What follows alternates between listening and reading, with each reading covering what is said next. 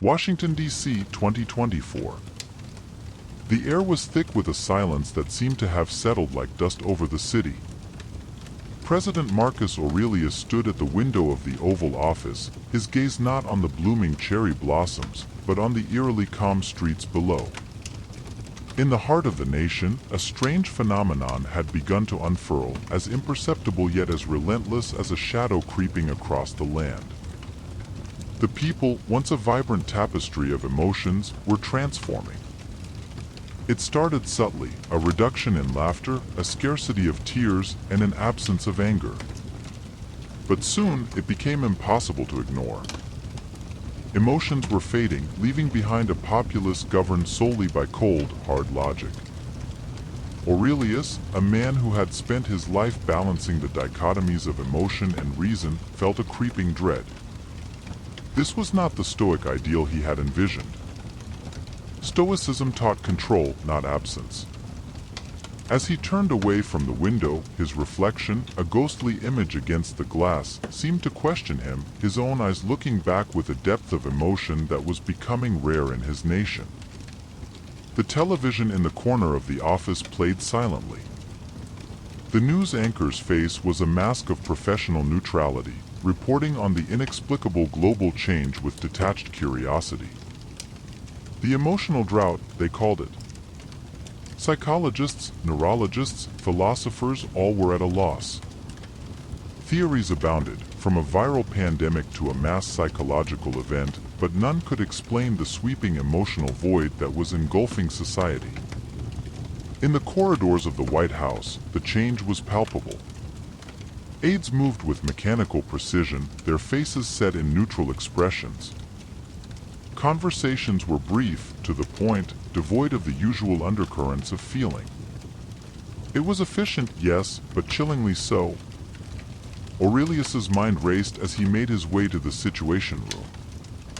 The world was turning into a chessboard, with humans as pawns, driven by strategy and devoid of passion. Was this a new evolution of mankind, or the beginning of an existential crisis that could unravel the very fabric of society?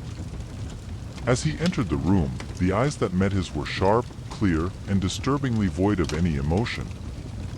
It was in this room that decisions were made, decisions that affected millions. But how could one make humane decisions in a world that was losing its humanity? His heart, still stubbornly human, beat a little faster. This was not just a crisis of the state, it was a crisis of the soul. And as he prepared to address his team, Marcus Aurelius knew that he was not just battling for the future of a nation, but for the future of human existence itself. The Situation Room was a cavern of cold logic.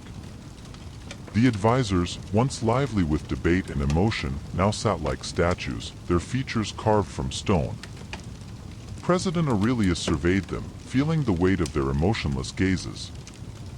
Update on the public sentiment, he began, his voice echoing slightly in the tense air.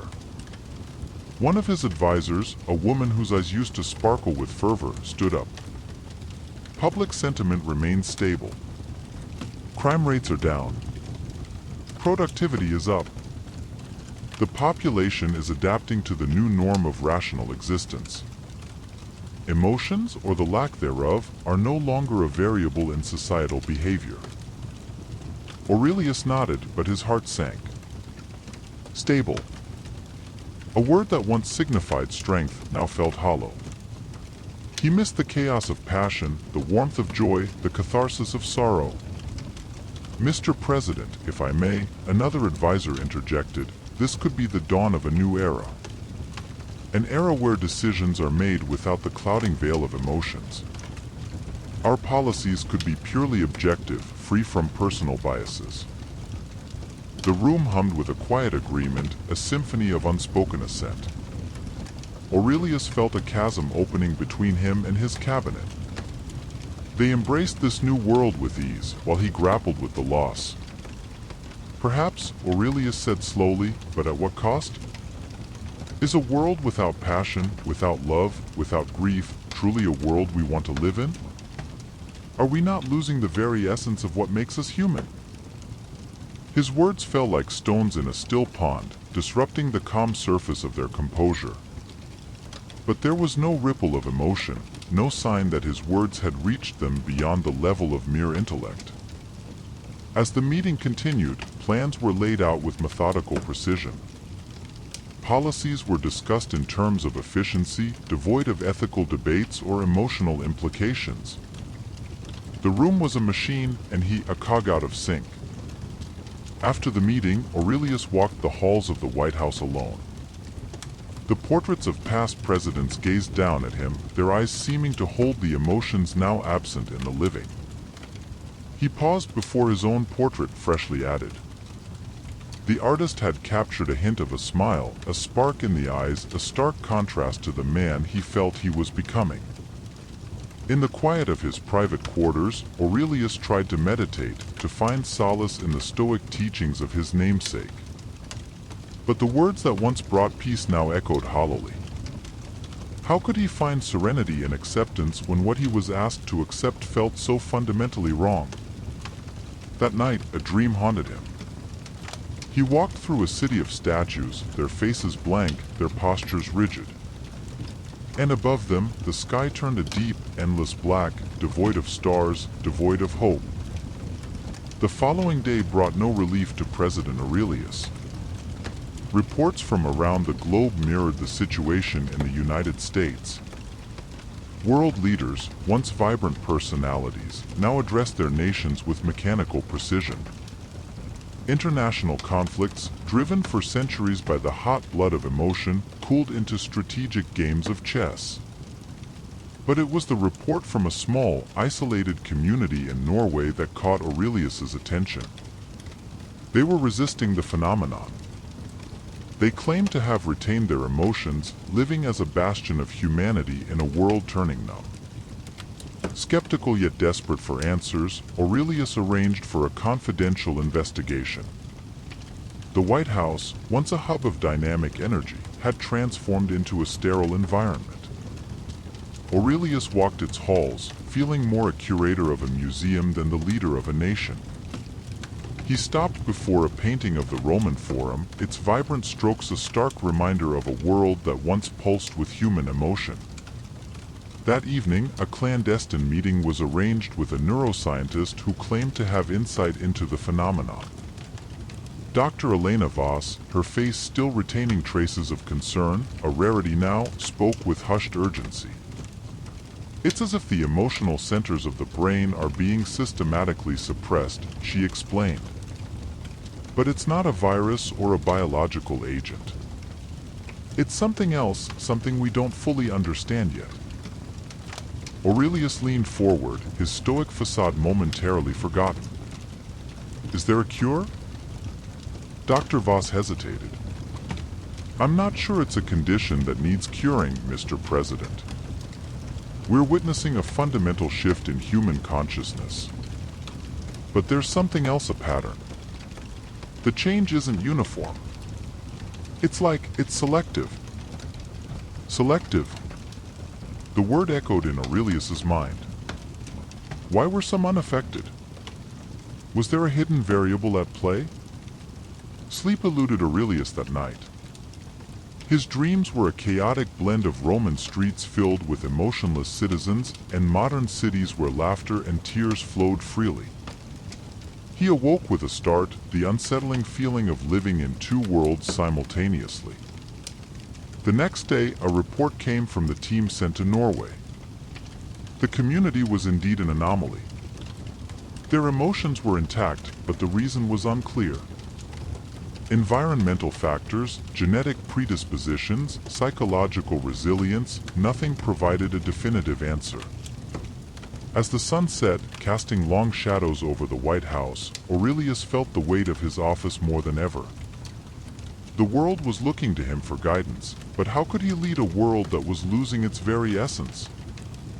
In the quiet of his office, Aurelius made a decision. He would visit the Norwegian community himself. If there was even a glimmer of hope in understanding this phenomenon, he had to pursue it. He had to know if the heart of humanity could be revived or if the world was destined to march into a future devoid of the very thing that made life worth living: emotion. The journey to Norway was shrouded in secrecy. President Aurelius, accompanied by a small team, felt a mix of apprehension and faint hope as they landed in the remote community, a stark contrast to the emotionless cities they had left behind. As he walked through the village, Aurelius was struck by the normalcy of it all. Children laughed as they played, their joy a sound he realized he had sorely missed. Adults greeted him with smiles and expressions rich with emotion. It was like stepping into a different world, a sanctuary from the spreading void. The village leader, a woman with kind eyes named Ingrid, welcomed him. "We don't know why we are unaffected," she admitted, "but we cherish every moment of fear, joy, sadness, and love. They make us who we are." Aurelius spent days in the village, participating in their daily life, observing, questioning. The scientists in his team were equally baffled. There were no clear environmental factors, no unique dietary habits, nothing that offered a scientific explanation. One evening, as he sat with Ingrid overlooking the fjord, she shared a theory. "Perhaps it's not about what's outside, but what's inside. Maybe our emotions are preserved because we chose to embrace them, to accept them as essential, not weaknesses." Her words struck a chord in Aurelius. Had the world, in its pursuit of logic and reason, unconsciously rejected the very essence of emotion? Was this phenomenon a manifestation of a collective internal crisis? Returning to the United States, Aurelius felt like a man reborn, yet carrying a heavy burden. He had witnessed the last bastion of humanity in its purest form and felt a deep longing for his nation to experience life in its full spectrum again. But the situation at home had intensified. The emotionless state had led to efficient but cold governance. Policies were enacted without regard to human impact, focusing solely on outcomes and benefits. The streets were orderly, but the vibrancy of life was gone. In the solitude of the Oval Office, Aurelius contemplated his next move. He couldn't impose emotions on a population that no longer valued them. But he couldn't stand idly by as his nation, his world, lost its humanity. He called for a press conference, a bold move to address the nation and the world. As cameras broadcasted his image, he spoke not just as a president, but as a man deeply troubled by the path humanity was taking. "My fellow citizens, we stand at a crossroads," he began, his voice steady but charged with emotion. "The world has embraced logic, efficiency, and reason. But at what cost? We have lost something fundamental: our emotions. They are not weaknesses but strengths. They connect us, give our lives meaning, and make us truly human." His words stirred something in the viewers, a flicker of something long suppressed. Aurelius spoke of the Norwegian village, of the need to embrace our humanity, to find balance between reason and emotion. As he concluded, the nation was left in a deep, collective introspection. The emotional drought had been a mirror, reflecting what they had become. Now, they were faced with a choice: to continue down this path or to reclaim their humanity. In the days following President Aurelius's address, the world seemed to pause, as if holding its breath. His words had resonated, a pebble thrown into the still waters of a dormant sea of emotions. Slowly, reports began to emerge, first a trickle, then a stream of emotions reawakening across the globe. In New York, a stockbroker wept openly on the trading floor, overwhelmed by a sudden burst of gratitude. In Paris, a couple embraced in the rain, laughter mingling with their tears. In Tokyo, a politician paused in the middle of his speech, struck by a long-forgotten sense of empathy. The change was not universal nor immediate. Some embraced the reawakening with open arms, others viewed it with suspicion, a threat to the newfound order and efficiency. But the tide was turning, and with it, the world began to rediscover its humanity. In Washington, D.C., Aurelius watched these developments with a mix of relief and apprehension. He had ignited a spark, but the fire that followed was beyond his control. The world was navigating uncharted waters, finding a balance between emotion and reason. The scientists, once baffled by the emotional drought, now studied its reversal with equal fascination. Theories abounded: a mass psychological shift, a subconscious response to a world teetering on the brink of emotional bankruptcy. But the true cause remained elusive, a mystery locked within the human psyche. As months passed, society began to reshape itself.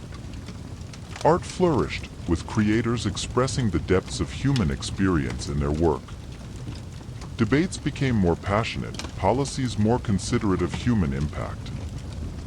The world was not the same as before. It was more cautious, more aware of the fragile nature of its humanity. Aurelius's presidency neared its end, his term marked by one of the most extraordinary events in human history. He left office not with a sense of triumph, but with quiet satisfaction. He had steered the world through a storm of its own making and had seen it emerge, battered but alive, its humanity intact. Years later, historians would debate the causes and impacts of the emotional drought. Some called it a warning, others a lesson. But all agreed on one thing: it had changed the course of human history. In a small village in Norway, Aurelius found a quiet retirement. There, amidst the laughter of children and the warmth of human connection, he penned his thoughts, his reflections on a world that had come perilously close to losing its soul. As the sun set over the fjord, painting the sky in hues of orange and purple, Aurelius looked out with a heart full of emotions. Joy, sorrow, fear, love, they were all there, a testament to the resilience of the human spirit. And in that moment, he understood that the true strength of humanity lay not in the absence of emotion, but in its embrace. The Stoic apocalypse had passed, but its lessons would endure, a reminder of what it truly means to be human.